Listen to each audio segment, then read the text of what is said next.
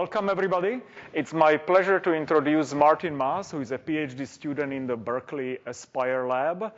I met him as a grad student over there, and I know that his dissertation was mostly his own invention, which is a very ambitious project of showing that you can run modern software on modern hardware. And we look forward to the talk. Thank you, Martin. Thanks for the introduction, Russ, and thanks for coming, everyone. So I would like to start with a number, 92%.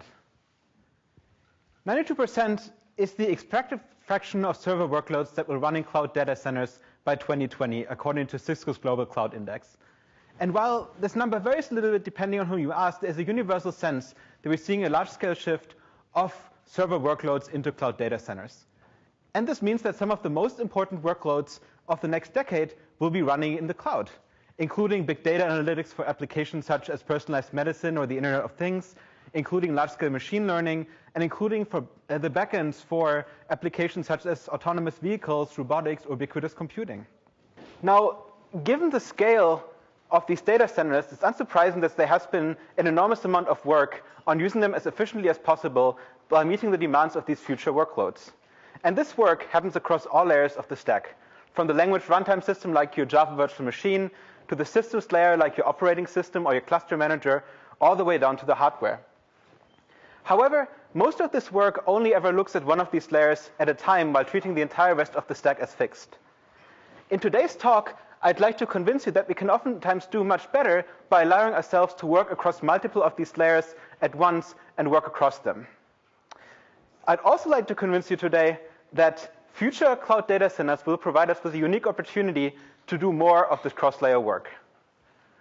So working across these different areas is what my research is about. I work across language runtimes, systems, and computer architecture to build end-to-end systems that involve both hardware running on our FPGAs and system-level software. I've applied this approach to different areas ranging from managed languages to secure processors for cloud data centers to scheduling of parallel workloads on server-grade machines. And in today's talk, I'd like to tell you about some of this work. I'd like to start by telling you about a system called Taurus, which is a system to improve distributed managed language workloads in cloud data centers. I'd then like to take a step back and tell you more broadly about the kind of work that I'm interested in by showing you a project that I'm currently working on, which is approaching the same problem, managed languages in data centers, but approaches it through hardware support. And finally, I'd like to tell you why I believe that this kind of cross-layer research is going to be absolutely crucial for designing the next generation of data centers and current trends that will allow us to do this research in a more realistic way than we can at the moment. So let's talk about Taurus. And for this, I would like to zoom in specifically on the language layer of this stack. Now, data centers run a wide range of different languages. However, many of the applications that run on top of them are written in so-called managed languages. And this includes applications by some of the largest cloud operators. For example, Facebook writes most of the application languages such as PHP, Hack, or Java. Twitter writes most of the workloads in Scala. And Microsoft has their .NET languages like C#. A lot of startups are also writing their applications in languages like Python, JavaScript, or Ruby. And even Google, which has traditionally used native languages like C or C++ for most of their work, is starting to embrace Go, which has certain elements of a managed language. And there are good reasons companies are doing this. Managed languages oftentimes are associated with much higher programmer productivity. They also help avoid entire classes of bugs through features like automatic memory management. And they typically feature dynamic just-in-time optimization, which is beneficial for long-running server workloads. But while all of this works great for data centers, they also sometimes introduce new problems that you didn't have in a language like C++. And for this, let me give you an example. Let's look at Apache Cassandra, which is a distributed key-value store written in Java and widely used at companies such as Netflix or Facebook. And Cassandra is oftentimes part of latency-sensitive applications, which means you care about its response time.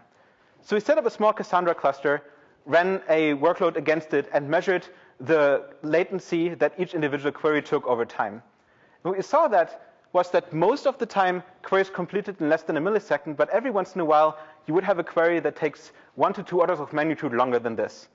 This is oftentimes called a straggler, and is problematic because it oftentimes causes you to violate your response time requirements. So we're trying to understand why we're seeing these stragglers, and what we found was that many of them were correlated with garbage collection pauses happening in the runtime system. So this is a place where it seems like the language runtime system is causing us new problems that we didn't have before. And none of this is really new. These problems have been around for a while. And accordingly, there has been a large amount of work in the language runtime community to ameliorate these kind of problems. However, most of this work focuses on the traditional deployment model of a single language runtime system running on a single server node. However, this is not how applications run in cloud data centers. In data centers, applications run across hundreds, if not thousands of servers, which means they run across a large number of different nodes. In my research, I showed that this causes a new set of problems that's largely orthogonal to those that you find on an individual machine. For example, these language runtime systems don't actually know that they belong to a distributed application, and they are therefore all making their decisions completely independently without actually taking into account what would be the best decision for the application as a whole. And this affects things like, for example, when to perform garbage collect or how to JIT their code. These type of workloads oftentimes also have different requirements than client workloads. For example, they oftentimes require larger heap sizes, sometimes over 100 gigabytes, and they oftentimes have very strict latency requirements, sometimes in the microsecond range. So these challenges actually affect all parts of the language runtime system, from the garbage collector to the communication between different runtimes, such as with serialization, and the just-in-time compiler. And in today's talk, however, I want to focus specifically on one of these issues, and that is the issue of garbage collection. So before we dive right in, let's quickly remind ourselves how a garbage collector works.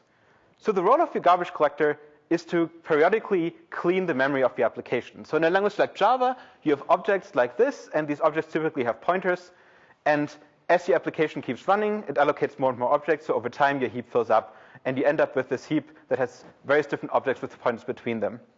Now the job of your garbage collector is to find those that don't need it anymore, and the way it does this is by starting from a set of so-called roots, which are things like static variables or references stored somewhere on your application stack, and then find all the objects that are still reachable from this set of roots.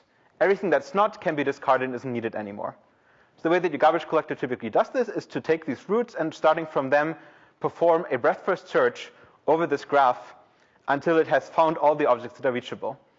And then you can basically discard everything else. And the way that many collectors in server systems do this is through a step called compaction, where they take the remaining objects and move them together, and therefore can free up the remainder of the memory. And while this is a somewhat cartoonish version of what a garbage collector is doing, fundamentally, these are the two steps that essentially most garbage collectors have to perform in some way. And while this solves the task of getting rid of objects that you don't need anymore, it causes problems. For example, you typically have to pause your application in some way in order to perform these steps, because you're operating on the same memory as your application. Depending on a garbage collector, these pauses can range from milliseconds to several minutes. The other problem is that these are actually quite expensive operations, especially if your heap is large. It has been shown that for some applications, this can account for up to 30% of your CPU cycles alone. And this is causing problems for real applications. We already saw one example in Apache Cassandra, but this is actually representative for a very wide range of interactive applications that have this property that you have strict deadlines that you need to meet. Typically, your garbage collector pausing these applications in some way is causing trouble for these kind of workloads.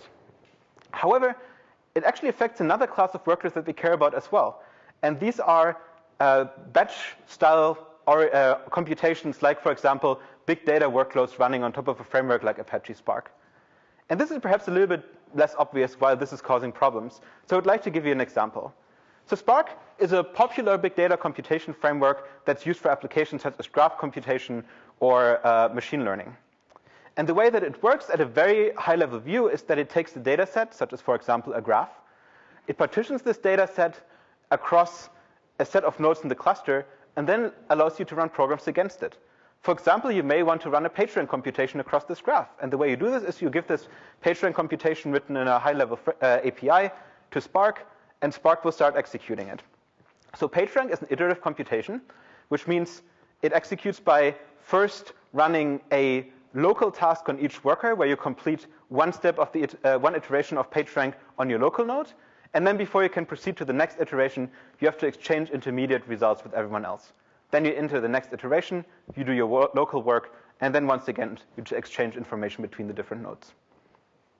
So we were interested in how efficiently this actually runs on a small cluster. So we set up this PageRank computation on Spark and measured the activity on different nodes in the system. In this case, we are showing the yellow parts describe parts of the computation where the CPU is doing some actual work, and white means that it's idle. Now, this shows the first iteration of this page-run computation. What we can see is that the nodes are busy most of the time. They finish their parallel work, and then at the end, they communicate the intermediate result, which is indicated in red here. And then you proceed to the next iteration, same thing. The nodes are mostly busy, and then at the end, they synchronize again. And this works all well, unless one of these nodes actually goes down for garbage collection. What happens then is that this node gets delayed, all the other nodes finish their work, and then they don't have anything else to do because they need to wait for that first node to actually do the synchronization step. And this represents wasted resources. But this is actually not the real problem, because if they all have to do garbage collection at some point, that's fine. But what's happening in reality is that at some point, these other nodes will perform garbage collection as well. And it's probably going to be in a different iteration, which means that at that point, they slow down the other nodes in turn. So the worst thing that might happen to you is that you have one node perform garbage collection each of these iterations, and everyone waiting during that time. So this is something we'd really like to avoid. And how might we do this? And there's actually a relatively simple solution. What if we didn't just perform garbage collection whenever we need to on these nodes, but instead we just perform garbage collection all at the same time? In that case, we incur this penalty for the garbage collection in the same iteration everywhere, and then the other steps should continue just like they did before with the high utilization. But this is a problem, because in order to achieve this, your runtime systems now actually need to make a coordinated decision. But this is not how runtime systems are designed. Runtime systems run individually on each of these different nodes. And looking at this problem, I was trying to find a way to solve this in a general way. And the idea that we came up with was what we called a holistic language runtime system. So this is based on the insight that sometimes your runtime systems can do a better job if they coordinate. So what if you could work across the language runtime and the systems layer to actually allow the language runtime system to make distributed decisions? So the idea behind the holistic runtime system is that you basically treat all the language runtimes that belong to the same distributed application as a distributed system itself. So instead of having each runtime be independent, in a holistic runtime, you allow them to make globally coordinated decisions about things such as garbage collection or just-in-time compilation. The way that this works is that your application still thinks it's running across a set of independent language runtime systems, but under the hood, these runtime systems discover each other and start coordinating among themselves. The way they do this is that each language runtime system monitors its local state, such as, for example, memory occupancy or other application-level metrics, and collects all of this together. This state is then all fed into a user-supplied policy, which tells the runtime system how to coordinate for this specific application. And this policy then creates a schedule or plan that's distributed to all the different language runtime systems, which then execute the plan and continue. So for example, the policy might decide everyone should do garbage collection right now. Now, one thing that's nice about this design is that it doesn't require your application to know that it's running across this kind of language runtime system at all. However, we found that sometimes it can actually be useful to enable the application and the policy to communicate. So your runtime system might actually also introduce some form of communication channel that allows you to pass information back and forth. So starting from this high-level design of what a holistic language runtime would look like, I started to build one. And the resulting system was called Taurus. Taurus is designed around three primary objectives. First, it's a drop-in replacement for the Java virtual machine, which means you can just install Taurus. It will replace your existing Java virtual machine, but then otherwise run exactly the same way as before. So your application doesn't need to know that anything has changed. Second, the system had to make it very simple to write these policies, because if it was actually tricky to do this, then people would just use ad hoc approaches to get around these problems. And finally, from conversation with industry, I learned that this kind of system has to be minimally invasive to have any chance to be deployed in a real production scenario. The way we get around this is that we decouple all of Taurus's logic from the actual JVM that it is supporting by factoring them into two different processes. So from a user perspective, this makes Taurus very simple. All you need to do is to change your environment to pick up a different Java executable, write your policy in our policy-defined specific language and compile it, and then you run your application. Of course, you now need to tell the application which policy to use, but you can simply do this through either a new command line argument or through an environment variable, in which case you don't even need to change your run scripts. However, hidden from the user, there's a lot more things going on. So when you call into our new Java executable, what happens is that it will first launch your application in the same system JVM that it would use otherwise, but it also launches a second process called a monitor, which contains all Taurus-specific logic. The monitor connects to the JVM through its management interface, which allows it to both measure and control the JVM. Now, if you don't want to modify your application, that's sufficient. But if you actually do want to exchange information with the policy, you can now also go ahead and recompile the application with a magic.jar file that we provide, which gives you an API that allows you to access a set of key value pairs. And these key value pairs are visible to both the application and the policy. I'll give an example of this later. So now that you have one of these nodes up and running, it needs to find all the other nodes that belong to the same distributed application. And the way it does this is by connecting to what we call the consensus layer, which is a small amount of highly available replicated storage that contains essentially the ground truth of the system. So we use Stanford's Raft implementation for this, but you could also use a system like Zookeeper or etcd in order to do this. The first thing your application does as it checks in with the consensus layer is to see, is there anyone else who's already a leader of this distributed application? If not, you become the leader, you load the policy, and you start this coordination loop where you collect information from all the other runtimes, create a plan, and then send that to everyone. And then as other nodes arrive, they also connect to the consensus layer, realize there's already a leader there, connect to it, and become part of this coordination loop. So as your application starts up, all these languages discover each other and start coordinating. Now, there are a lot more details to this. For example, we need to handle checkpointing and failure recovery at the level of the monitor in order to allow our application to fail without affecting the application that it manages. But essentially, this is the high-level idea of this design. So with this architecture in place, what does it let you do for real applications? And for this, I'd like to go back to the same two examples we saw earlier, Spark and Cassandra. Let's start with Spark. So what we would like to achieve with Spark is that instead of just performing garbage collection whenever you run out of memory, we would like all of these nodes to perform garbage collection at the same time. This is a policy that you can describe very easily in Taurus. What you basically want to do is you want to check all these nodes, see whether one of these nodes has almost filled up all its memory, which means that it needs to garbage collect. And if that's the case, you just trigger your garbage collection everywhere. The way you write this in our language looks like this. And while I don't want to talk too much about the design of the language, I want to quickly highlight two features. The first one was that one important factor for us was to make these policies very composable, because we found that most applications actually only require a small number of policies that they can then configure and mix and match as they need to. The way we achieve this is by allowing policies to include other policies as well as setting parameters to configure them. The other aspect that was important to us was that we needed to make sure that these policies always terminate, because otherwise you would have a failure mode where your policy gets stuck in an infinite loop. That we achieve by only allowing the policy to loop over finite sets and to take these sets and filter them using a predicate. So the way that it implements this policy where you collect everywhere at once is like this. You set a cutoff, which describes the occupancy of memory at which you start collecting.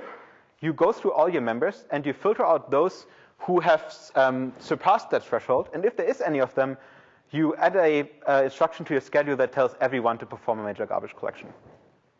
So this is a very simple policy, and it doesn't require changing the application at all. However, by doing this, what we see is that starting from this kind of uncoordinated case where garbage collection happens whenever a node runs out of memory, by applying this policy, now all these garbage collections happen at the same time, and this gives us a speed up of 20% without actually changing the application. And this is something that applies basically to any kind of iterative computation with these type of global barriers. Now let's look at Cassandra, which is a more complicated example. And to show you what's going on, I'd like to quickly look at how Cassandra actually works internally. So Cassandra is a key value store that replicates key value pairs across a set of nodes in a cluster. The way it does this is that it arranges these clusters into a into a ring in a logical sense, and then places copies of key value pairs onto successive nodes of this ring. So for example, we have one key value pair here, we have another key value pair here, we have another key value pair here. Now, a client can connect to Cassandra and update, read, or delete these key value pairs. If you're a client, you can simply connect to any node in this cluster. This node will then become the coordinator for this request, which means that it's responsible for contacting the relevant replicas of this key value pair, assemble a quorum, and respond to you. And looking back to the beginning of the talk, measuring this very system, we saw that every once in a while you get these very long stragglers, which we would prefer to avoid. So we looked into this more closely and tried to understand where do these stragglers actually come from. And we found that there were fundamentally 3 different reasons. The first one was that you connect to a node, it becomes the coordinator for your request, and then incurs a garbage collection pause. In that case, you get delayed and you get a straggler. The second is that your coordinator stays up and running, but one of the nodes it's contacting to form a quorum is going down for garbage collection, in which case you also get a straggler. And then we found that there were a couple of remaining stragglers that were related to non-GC reasons, such as log compaction, which we ignore for the purpose of this. But this is actually the minority of them. So how can a system like Taurus help us get around them? Let's look at the first case. How can we avoid this problem that the coordinator might go down for GC during a request? And a policy in Taurus that allows us to do this is what we call request steering. The idea is this. You just tell your load balancer which nodes are likely to go down for garbage collection, and then the load balancer avoids those very nodes. So for example, if we know in Taurus that this node is close to garbage collection, then we just tell the client or load balancer, don't send your request to this node. If you were about to send a request to this node, just send it to this other node, which is not going to go down for garbage collection. And this is a policy that's relatively easy to write in Taurus. Because just like in the Spark example, Taurus actually knows which nodes are close to garbage collection because their memory is almost full. So all we need to do is to write a policy that uses this information to create a set of key value pairs, which can then be distributed to the different application level components. So in this case, each key value pair says which nodes to avoid. So for example, in this case, you recompile your load balancer with this .jar file that I mentioned earlier. It sees these key value pairs. Whenever it sends a request to a node, it checks, is this one of the nodes I'm supposed to avoid? And if yes, you send it elsewhere. So how effective is this policy? One good way to look at this is to look at the very slowest queries in your entire run. So specifically, I'm looking at the 0.1% of slowest queries across the entire execution. And I'm plotting them into 3 categories. Those that take longer than 5 milliseconds, those that take longer than 20 milliseconds, those that take longer than 50 milliseconds. For comparison, an average latency is around 500 microseconds. So by doing this steering, what we see is this. Update queries immediately get better. Most of the very long ones go away. But which means that basically as soon as you do this kind of steering, you don't have to worry about the update queries anymore. But we also see that read queries don't get much better. And we were wondering why that was. And it turns out that Cassandra has an interesting behavior. When you have an update query, but it can't assemble a quorum, it will simply delay the update and still give you a response. So it doesn't cause a straggler. But for a read query, if you can't assemble a quorum, you can't respond to the query. So we didn't make things any better. So what we're hitting here is the second case. One of the nodes that's required for a quorum incurs a garbage collection pause. So how might we get around this? And the answer is we actually take the same idea that we just did. We use the set of key value pairs that we produced to pick replicas to contact in a smarter way. In fact, picking replicas is something Cassandra already does. Typically, when you send a query to Cassandra, it will use the network topology to decide on a subset of replicas that it wants to send a request to. So all we need to do is to add a couple of lines of code to that same logic to tell it to instead also take into account whether or not a node is close to garbage collection. So a very simple change to Cassandra. But what it does is that now most of the very long read queries go away as well. There's one case this doesn't handle, though. What if we actually can't assemble a quorum? What if 2 out of our 3 replicas are actually down for garbage collection at the same time? And yet again, this is something where Taurus can help you, because Taurus can schedule when to perform garbage collection pauses. So instead of just doing garbage collection whenever you run out of memory, you can stagger the garbage collections across the different nodes in the ring.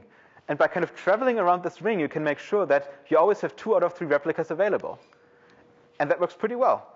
In fact, it further improves both the update and the read queries by eliminating many of these cases. So in summary, the impact that these policies had was that they reduced the very long tail of this distribution by a factor of 2 to 4x, which means that most of these very long stragglers go away.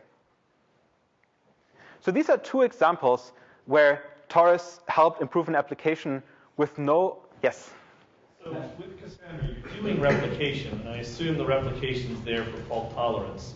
So what does your system do in the face of faulty nodes? the question was what the system does in the case of faulty nodes. It will get delayed. So eventually your request to the replicas you wanted to contact will time out, and then will fall back to the next one. But how would that affect the performance then? So it would affect the performance by seeing stragglers as well. So while these were two specific examples of how Taurus can improve workloads, I think the main takeaway is that both of these required no or very small modifications to the application itself.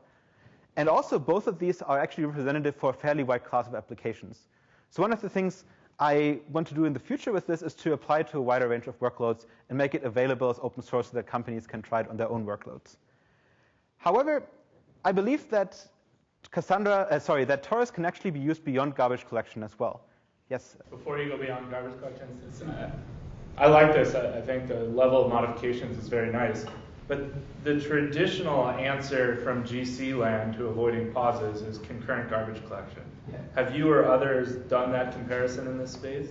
So the question is whether we could use a concurrent garbage collector instead, and that's actually the next part of the talk. Oh, okay. But before that's what you're going to speed up with hardware. That's right. Okay. But before I dive into that, I want to quickly mention a couple more things that we can potentially do with Taurus. Because in a general sense, Taurus is really a coordination system with a policy to drive it, which means you can apply it to a wide range of application scenarios beyond garbage collection. So some of the areas I want to explore with this is to, for example, apply to just-in-time compilation. If you have a distributed application that runs across a large number of nodes, each of these nodes typically runs the same code. Yet all of them need to rejit this code over and over again, which is a large amount of redundancy and causes warm-up overheads. So what if you could use Taurus to distribute parts of the code cache across multiple runtime systems in the cluster? The second interesting application would be if you have a microservices-based architecture in a cluster where your application is composed of a large number of communicating services. What if Taurus could actually harvest application-level information about communication patterns between them to place services that communicate together, and then establish communication fast paths between them, for example, through shared memory if they're on the same machine, or through RDMA if they're on the same rack. And finally, so far all these policies were hand-coded, but I believe that this would be a great environment to actually try to learn these policies instead using something like reinforcement learning. So these are all directions that I want to pursue with Taurus, and I'm planning to work on in the future. However, Taurus is not the only line of research that I'm pursuing. And so for the second part of this talk, I would like to give you a broader sense of the types of things that I'm working on by looking at the same problem, namely garbage collection in data centers, but through a very different lens. And this is where hardware support comes in. So what Taurus allowed you to do was that it allowed distributed applications to tolerate garbage collection pauses. But it doesn't actually eliminate these pauses, which means that you still spend a substantial amount of CPU resources on garbage collection alone. And also, these pauses still exist. So maybe you'll encounter an application, for example, that just runs on a single node that can't tolerate these pauses. So what we'd like to ideally have instead is simply a collector that doesn't cause these problems at all. So we would like to have a collector that's fully concurrent, which means it's completely pause-free. But also, we would like it to have low CPU overheads. But the problem is that arguably such a collector doesn't currently exist, because these goals are somewhat contradicting. You can do very well on the performance of the collector if you're willing to tolerate large pauses, and you can make a collector essentially pause-free if you're willing to incur large application overheads. So the question is, how might we get closer to such a collector? And one interesting aspect is that most existing collectors looked at this problem only from the software standpoint. So a natural question to ask would be, can we potentially do better if we don't just allow ourselves to change the software, but the hardware instead? And this is what I would like to talk about now. And this is actually a project that is currently ongoing. So I would treat some of these numbers perhaps with a grain of salt, but I think it is somewhat representative for this type of research that I'm working on. So the idea of doing garbage collection in hardware is not entirely new. Over the years, there have been the occasional project that was working in this area, including work in the academic community. One of the latest ones I've seen was in ISCA in 2009 on reference counting support. Companies like Oracle have filed patents in this area. And there was a company, Azul Systems, which about 10 years ago actually built a Java appliance that had some lightweight support for garbage collection. However, none of these ideas really caught on. And I believe that there were 3 reasons for this. The first one is that most of this work happened when Moore's law was still going strong, which meant that it oftentimes just made more sense to buy the next generation general purpose core rather than buying a specialized appliance in an older process technology. The second reason is that the scenario where garbage collection support would have been the most useful would have been data centers. But those data centers were typically built from commodity components because they were very cost sensitive.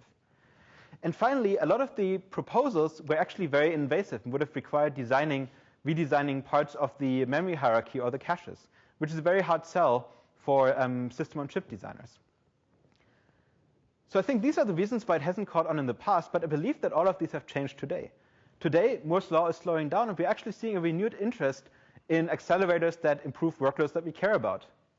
We're also seeing a major shift towards custom hardware and data centers with both Google's Tensor Processing Unit and Microsoft's Catapult FPGA platform. And I believe it's only a matter of time until we're going to see custom server system on chips deployed in data centers. And these could easily contain hardware support for garbage collection. And finally, we've had a lot of experience building systems around non-invasive IP blocks, because this is how mobile SoCs have been designed for many years. So why can't we design our garbage collector like this? So I believe that these trends make this the perfect time to revisit this idea of hardware-assisted pause-free garbage collection. So how might you do this? And fundamentally, such a collector still needs to perform the same operations that we saw before. It still has to mark all the objects that are reachable, and it still has to recycle those that are not. However, in a concurrent garbage collector that is not experiencing any pauses, these phases have to happen in parallel to the application, which is fine. But what can go wrong if your garbage collector and your application are running at the same time? And the answer is, your garbage collector is now moving around objects in memory while your application is operating on them. So your application might be trying to access an object that has moved away. The way concurrent garbage collectors typically get around this in software today is through what's called a read barrier. And while this is a somewhat awkwardly overloaded term, in this context it means a tiny bit of code that's compiled in front of every reference load that checks whether the pointer we're trying to access, whether the object we're trying to access has moved away. And if it has moved away, we have to redirect to some kind of fix-up code that finds the new location and updates the pointer. And these read barriers are arguably why concurrent garbage collectors today tend to cause substantial CPU overheads, because this has to be compiled in with every time you load a pointer from memory, essentially.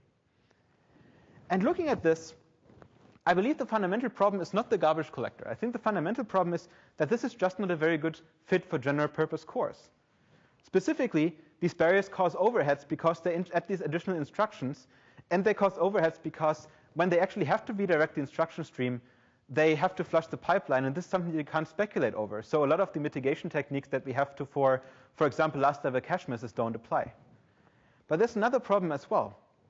The mark and the compaction phases, it turns out, are actually not a very good fit for general purpose CPUs. Because what are these actually doing? They are essentially a graph traversal, which means they need to keep a large number of memory requests in flight to follow through the different edges on this heap, which introduce a lot of data movement to and from DRAM. But at the same time, they only actually ever visit an object once, which means they don't benefit a whole lot from caches. They don't use most of the logic that's available in a modern out-of-order processor. And a lot of the latency mitigation techniques work to a certain extent, but are not really needed in the scenario. So how might we do better? And the proposal that I have to do better is this. My proposal is to have 2 units that are sitting next to the memory controller and perform these garbage collection phases more efficiently than a traditional CPU could. Of course, this would have to be designed in a way that's non-invasive, and a way to achieve this is by simply plugging them into the existing coherence fabric and having them use that fabric to communicate to both the memory controller and the CPU. So they basically just look like any other old device that you plug into your system on chip. And then the second part of this design is a read barrier instruction that implements this read barrier in hardware. And this is not an entirely new idea. Azul's system had one of those. I believe the new Power architecture has one as well. However, the semantics of these barriers have been typically such that they are very fast in case they don't trigger. But if they trigger, you cause a user-level trap. I believe you could do this better if you actually have semantics that look much more like a load. The barrier goes into the load store queue. If nothing has changed, the load resolves immediately. If something moved around, then you basically find the new location elsewhere, update the pointer, and then your load resolves later. So it looks much more like a last-level cache miss, and that your CPU can speculate over. So this is the fundamental idea. And basically, I started to work on the various different components of this design over the last couple of years. And the first area of focus has been the mark unit, because this entire design really hinges on this mark unit being able to do garbage collection more efficiently than a CPU could. So what are the insights? What is the secret sauce that allows us to build such a unit? And interesting enough, these are insights that we found when working on a very different project 5 years ago, which was one of the first things I worked on during my PhD. In this project, we're trying to use an integrated GPU on one of these AMD APU chips where you have a CPU and a GPU on the same die. We're trying to use that GPU to do the garbage collection for the CPU. And for this project, we essentially built an efficient garbage collector on a GPU. And by doing this, we learned a couple of things that were useful for building a GPU garbage collector, but would be even more useful for building custom hardware. Specifically, we found that if we change the object layout in the JVM, we can actually set it up in such a way that it's much more efficient on an architecture that doesn't have caches, which helps GPUs, but helps you even more if you want to build a small accelerator unit that's sitting on your chip. We also found that there are essentially two different parts of memory accesses in your GC workload. And if you can decouple those two, it allows you to saturate the memory bandwidth that you have available much better. And this is something that you can do very well in hardware. And finally, we found that the order in which you access the nodes in a graph doesn't actually matter for garbage collection. So what this means is that when you send requests into the memory system, you actually don't care about matching the response to the request that you send off, which means you don't need to keep a tag array around or a load store queue, because you just end up sending requests in the memory system, and if the responses come back, you don't care about the order, which is something that is very amenable for hardware. Are you going to talk about object layout more, or should I ask now? I don't want to say that. It seems really important to me that it's fine to have performance advantages, but not to put restrictions on the language implementation, right? And just a little bit more of, do you support any layout, or are there certain things that now the Java, backend has to obey, and things like this? So the question was about whether changing the object layout puts too many restrictions on the language, and it is definitely important to be able to support different object layouts. The baseline that I'm going to show you does not support this, but we have a design that would support arbitrary object layouts. And I'm happy, if we have time towards the end, I'm happy to talk about it. So I basically took these ideas and built a very early stage prototype of this unit. I built it in RTL and ran it against a DRAM timing model to get a good sense for what these numbers would look like. And to evaluate this, I used heap snapshots that I collected from actual Java applications running in a real JVM. So this is basically garbage collection on a Java heap as run by this unit. And I compared it against an implementation both on an in-order and out-of-order core within the same environment. And the results are quite encouraging. The out-of-order core performs a little bit faster than the in-order core, but the mark unit itself appears to be getting a speed of around 7 to 8x. Which definitely warrants moving to acceleration for this kind of workload. However, I would consider these numbers somewhat preliminary, and the reason is that this really only simulates this mark unit in isolation. But in a real system, you have your mark unit operate in parallel to your CPU, and a lot of your performance is going to be determined by interactions between the two, such as, for example, how fast is your read barrier going to be? Are you going to have interference in the coherence network? What about virtual memory, and so forth? And the problem is, to measure all of these effects, you really have to simulate the entire system, and you need to do so with a high fidelity. And this touches on one of the fundamental problems of computer architecture research, because at the moment you essentially have two choices. You can either use a high-performance full system emulator like QEMU or like Symix, which allows you to run the full system and the entire application, but it doesn't have a detailed microarchitectural model, so it can't account for fine-grained interactions, for example, in the coherence network. The alternative would be to use a cycle-accurate microarchitectural simulator like Gem5, but the problem is that these are not fast enough to allow you to simulate more than perhaps 100 million cycles or so at high fidelity. And the problem with Java workloads is that they're very long-running, they're very irregular, and you really need to simulate the entire workload, which is often billions of cycles, in order to actually measure these kind of effects. So this is a problem. whichever of these options we choose, we don't get a high enough degree of realism to convince us that these numbers are actually going to be reliable. But there's another problem as well. Even if you could perfectly simulate this kind of system design, how would we get industry to adopt it? This design requires work across both the architecture and the language runtime layer. So we would need to find a company that wants to adopt our design, build it into the actual silicon, and then also has the expertise to change the runtime, which is a very big risk for a company to take. So these two are challenges that we would have in any case. And I believe that this is actually one of the reasons that we haven't seen a whole lot of hardware-software research around managed languages or other complex and long-running workloads like this, because they're just very, very difficult to realistically simulate. I believe that we're currently seeing an opportunity to change this. So for the last part, I would like to tell you how I believe we'll be able to do this research in a better way that is easier to adopt for industry, and also why I believe that this kind of research is going to be crucial for designing the next generation of cloud data centers and will open up a large amount of new research directions. So the problem of needing to simulate your workloads or to get realistic evaluation results and to get your ideas adopted are not unique to computer architecture research. Other fields have those problems too. So what do those other fields do? Well, fields like operating systems or programming languages are implementing their ideas into open source software like Linux or like LLVM and make their research contributions available to the open source community. And this essentially solves both problems. We get a more realistic evaluation because we're running the same code that everyone else is running, including industry. And it can be adopted more easily because industry can take this code and basically try it out and run it themselves. However, computer architecture hasn't had an equivalent to this open source ecosystem for the longest time. But I believe that this is currently changing. For the last 2 to 3 years or so, we've seen a small but growing open source hardware ecosystem around an instruction set called RISC-V. So RISC-V is a free and open instruction set, which means that anyone can take it and implement it either for proprietary implementations or for open source implementations.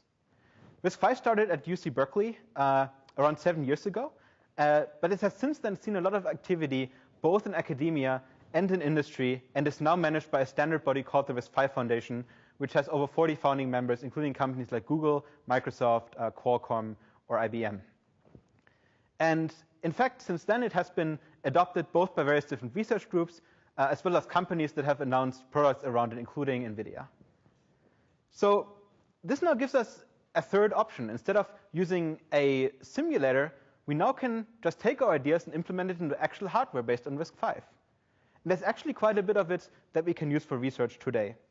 So much of the open source hardware around RISC-V is organized in a framework called Rocketchip, which is a parameterizable system-on-chip generator, which means that it allows you to instantiate an array of cores, including in-order and out-of-order cores that are parameterizable themselves. It allows you to instantiate a coherence fabric, accelerators, caches, and so forth.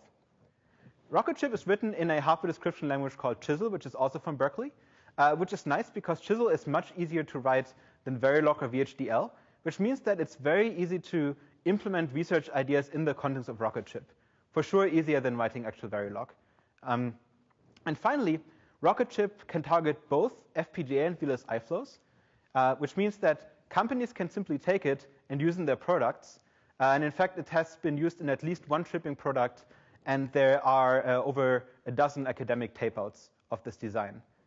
But because there's also an FPGA bankit, we can take the same RTL that has been used in real silicon and target it to FPGA simulation, which allows us to very quickly iterate over hardware designs and try them out at FPGA speeds. And this is especially important today, where it's easier than ever to get access to FPGAs, such as buying an Amazon F1 instance or using one of the Catapult servers that are available at TAC in UT Austin. So what this allows us to do is now to do full stack research. We can actually modify the hardware, run them on FPGAs, and then run a full software stack on it. And I've been particularly interested in using this for doing managed language research, where you can simulate the entire stack from the managed runtime system down. So one of the things I've done in my PhD was to help build out this software stack by bringing up the infrastructure that you need to run managed languages on top of this. For example, I ported a Linux distribution to RISC-V, which gave us scripting languages like Python and Lua, and has since then been used by both academic groups and by industry. And I more recently ported the JIKES research JVM to RISC-V, which is one of the standard pieces of infrastructure in managed language research. And what this allowed us to do for a recent submission was to actually run this entire stack, run actual da capo benchmarks on top of Linux, on top of an actual core that we could modify, on top of an FPGA. Instead of for 100 million cycles, we're now running this for 800 billion cycles, which is enough to actually run entire workloads. So I would like to give you a brief flavor of what else this kind of infrastructure lets you do. And for this, I would like to quickly highlight 2 projects that I worked on during my PhD. Those are in a somewhat different area than the managed language work I've talked about, but they're a great example for what we're able to do by using RISC-V. The problem that we're tackling was securing customer data in data centers. And in particular, we were concerned about one address channel, about one side channel that you're encountering in this kind of scenario. So say you're a customer and you want to offload your data to a data center. You, of course, don't want the data center operator to see it, so you might use technology like Intel SGX to encrypt all data as it leaves the chip. However, the memory addresses that you're accessing are still visible in plain text and leak a large amount of information. Now, this sounds like a harmless side channel, but it actually has seen a lot of interest in the cryptography community over the last 5 years or so. And the solution that has been proposed is a cryptographic primitive called oblivious RAM, or ORAM, which can provably eliminate the side channel. It just has one problem. It has an enormous amount of overhead. The first versions had over 100x overhead per memory access. So I set out to improve the performance of ORAM by implementing it in hardware. This led to Phantom, which was a secure processor that featured the first real hardware implementation of oblivious RAM. There's been a lot of work later, but this was the first time we actually ran this entire system end-to-end on an FPGA. It was built into a rocket chip and targeted a FPGA platform by a company called Conway, which I think got acquired by Micron now, which allowed us to actually run real applications on it. So we were able to, for example, run SQLite workloads on top of it and measure them. And we were also able to run very long traces of ORAM accesses with over 1 million accesses. And we found that sometimes you actually need to run many of them before you find bugs in the implementation. So sometimes you would have to run 10,000 accesses in order to find a bug, and this you could have just not done in simulation. But more importantly than this, building out the system actually allowed us to much understand what we were building. By building it into real RTL, we found that there were actually implementation challenges that previous work on simulators in the same area had missed.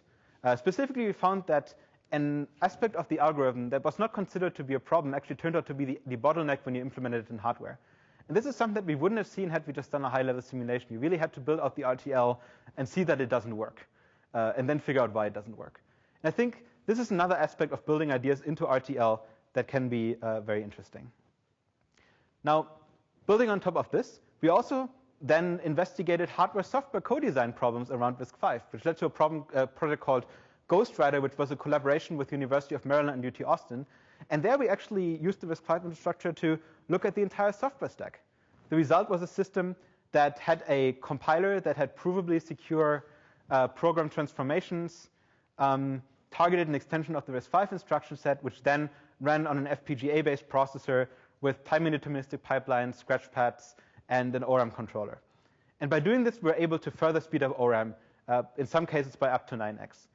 And this kind of end-to-end research, where you look at both the hardware and the software together, is really something that you can do with this kind of infrastructure.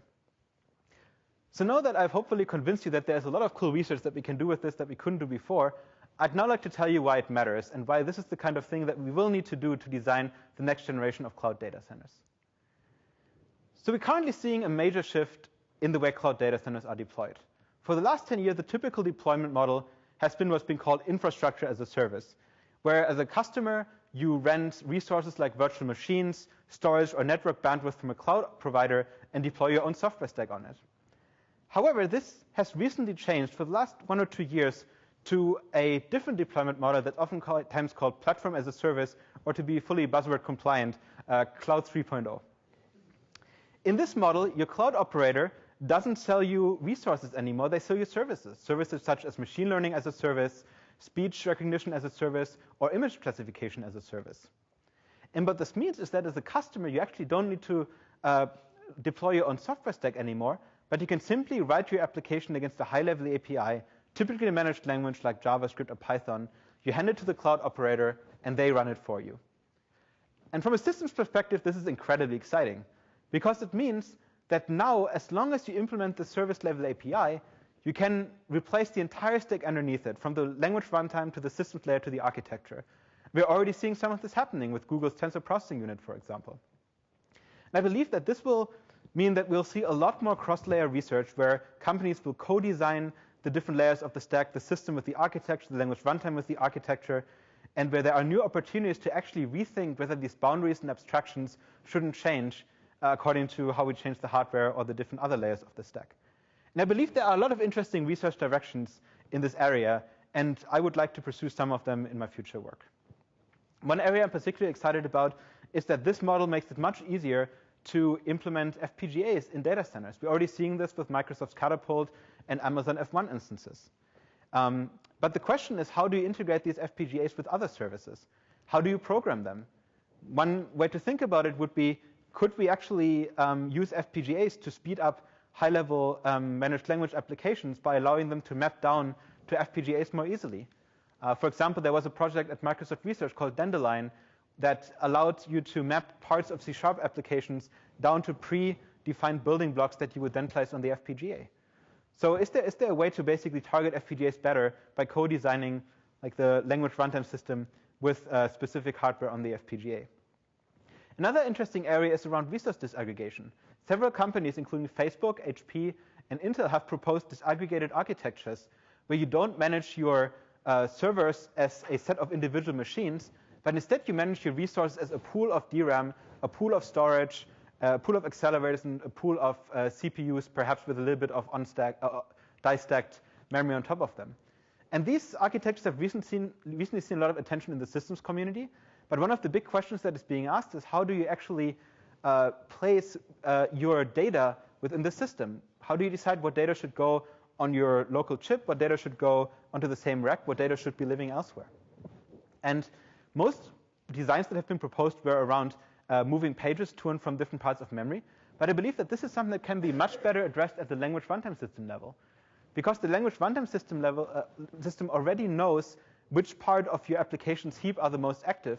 And because it has a garbage collector, it already has the mechanisms to transparently move objects around on the heap. So why not use the same kind of mechanisms to manage these type of disaggregated architectures? And that means that you now need to co-design the language runtime system and the architecture together. And finally, we're seeing a major shift towards serverless, function-based deployment models, such as Amazon Lambda or Azure Functions or Google App Engine. In that case, you don't even run an application anymore in the cloud. You actually just give a function to the cloud operator, like in Python or in JavaScript, and they will run it for you. The question is, how do you actually deploy applications that consist of a large number of these small services? Ideally, you'd like to do something like Taurus, where you take all the services that belong to the same application and schedule them together. Maybe you want to take multiple of these functions and run them on the same virtual machine so that they actually don't incur the communication overheads. So these are all things that I believe are very interesting to investigate, and again, have to cross between the language runtime and the system layer. So in conclusion, if I can leave you with one idea, it's this. While shifting to this platform as a service model, we are basically seeing more and more opportunities to change these traditional layers of the stack, because we don't have to be compatible between them anymore, and we can actually rethink the abstractions between them. So in my future research, I want to work in this area by continuing to build full stack systems that span all these different layers, and in this way try to find the new abstractions that we should think about on these different levels of the stack. By doing so, I want to continue building systems that co-design the hardware and the software based on RISC-V. I want to continue using Taurus on other problems across the language and systems boundary. And in a more general sense, I want to rethink the way that we should think about the language runtime system in these kind of serverless deployment models. And with that, I'd like to finish. But before I do, I would like to thank all my collaborators who have worked with me on all this work over the years. And without them, none of this would have really happened. So thank you, and I take questions.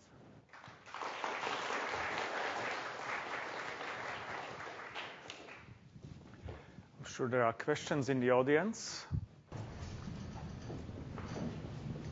No, this one may be very simple-minded, but you were talking earlier about things, for instance, if you've got jitters, right, and they're all, you have a JIT running on every one of these things, and they're not coordinating with each other. JITs typically have trade-offs like, it's not worth spending a lot of time on the compilation or optimization because we have other work to do. How would something like these distributed, changing the way you do distribution, what opportunities are there maybe to do things in different ways and then share the results across the cluster or stuff like that? This is a very good question. So the question was, how do the trade-offs for JITs change if you actually can share code between different nodes of the cluster? And I think what we'll see is actually more aggressively optimizing JITs because these JITs now have more data available because you actually have performance profiles from potentially all the nodes in the cluster. And they have more time to do this compilation out of band. And the way I envision this kind of system to work is that you essentially have maybe an entire node in your cluster that is constantly trying to produce better code and gets this input from all the different nodes that are running that same application and then tries to aggressively optimize it. And I think we saw a first iteration of that with Azure's new Falcon compiler, where they use LLVM in the context of their JVM, which allows them to optimize much more aggressively. And they combine that with a technology that caches executions of the JVM across invocations, which means that they don't have to worry as much about the warm-up overhead. So this is basically a little bit like this, but extending it to the entire cluster. More questions? Once you go to the Cloud 3.0 model, it's less clear that each of those services, like the speech API and whatever, should be running on the same managed language stack as, if you will, the client program that's using it. Is that a degree of freedom worth investigating, or are you kind of sticking to, well, at the end of the day, I've got a JVM that's running on top of a JIT, which runs running on top of some hardware? So the question was that in the Cloud 3.0 model, your language runtime might not be the best fit for all the different services you might want to run. And I think this is definitely true. We actually just, so there's an upcoming paper that I wrote for HotOS where I'm proposing to basically, instead of having a language runtime like a JVM, to have a substrate which basically gives you the fundamental features that you need in order to perform, run your high-level application. But then you build front ends on top of that. And that front end could be the speech API, or that front end could be a Java function as a service type deployment. So it's basically a refactoring of the runtime system.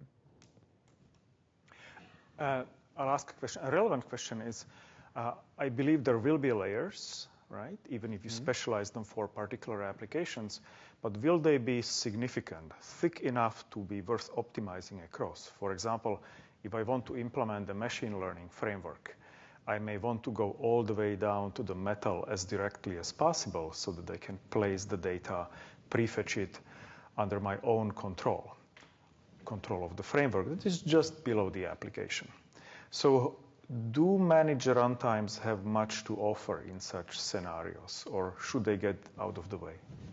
The question was whether in this deployment scenario, whether you should still have a managed runtime or whether it should go away. And this is actually a very interesting discussion. And I think one great example of this is Arrakis at the OS level as a way to get the operating system out of the way.